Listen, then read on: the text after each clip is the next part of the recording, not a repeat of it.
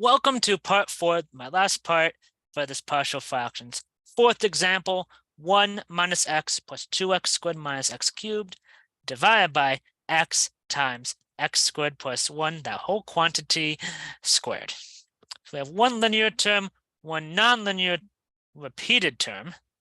So we can separate this by a over x plus bx plus c divided by 1, the first iteration of that nonlinear term, x squared plus 1, plus, since it's squared, we need to do dx plus e divided by x squared plus 1, that whole quantity squared. And again, we're going to multiply by this denominator.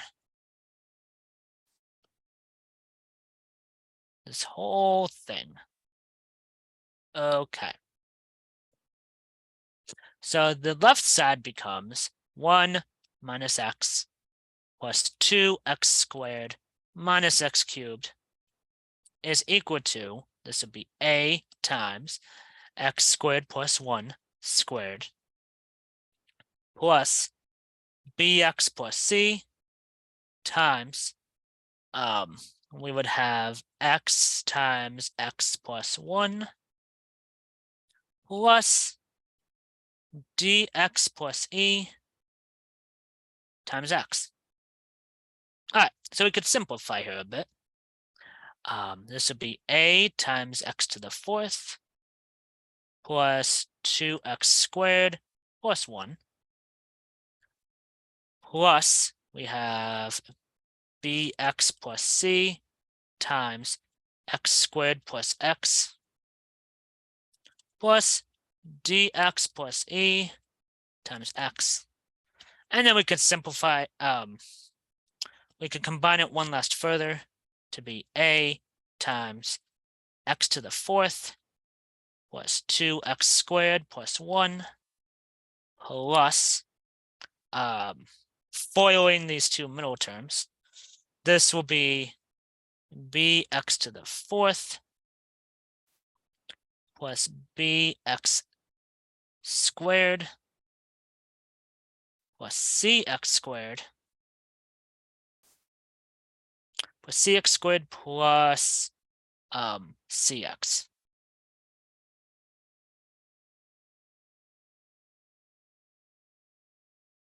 And so, oh, I just realized this is an x squared plus 1 term here. So there's an x squared there. This would be an x cubed as opposed to an x squared, which does change this slightly. So that's an x squared, this is an x cubed, and this is cubed here. This is still bx to the fourth. I actually multiplied that correctly for that one. So bx to the fourth plus bx squared plus cx cubed plus cx. Plus this last one would be dx squared plus ex. Okay, so with all that being done, we could then try to factor out what we have. We only have an x to the fourth times a plus b. So let me put the b in there, plus b. Okay. Plus, for the x cubed, we only have it times c. So x cubed times c plus x squared times 2a plus b plus d plus x times, we have no a's, no b's, but we have a c plus e. And then finally, for the constants, we just have 1, that being a. Okay. So now equating these terms to get our system of equations, we have no x to the fourth power on the left. So a plus b would be equal to 0. Based on the x third power, we would just have c is equal to -1. Based on the x squared powers, we have 2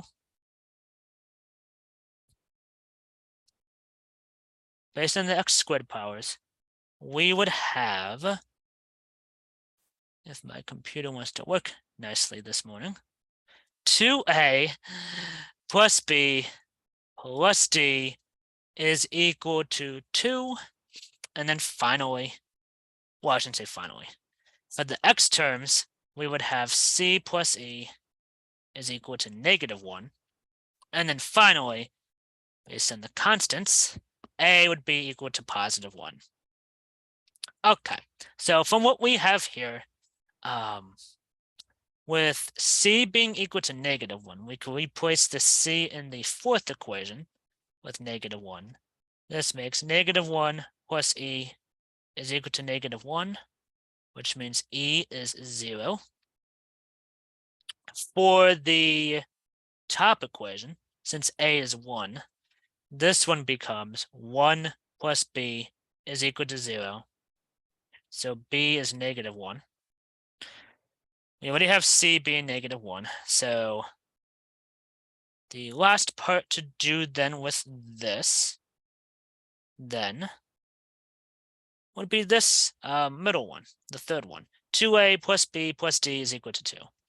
So we have putting a in for 1, this would be 2, plus putting in -1 for b, plus d is equal to 2. So solving that whole thing, we would get a value of d to just be 1. So we solve this one, right?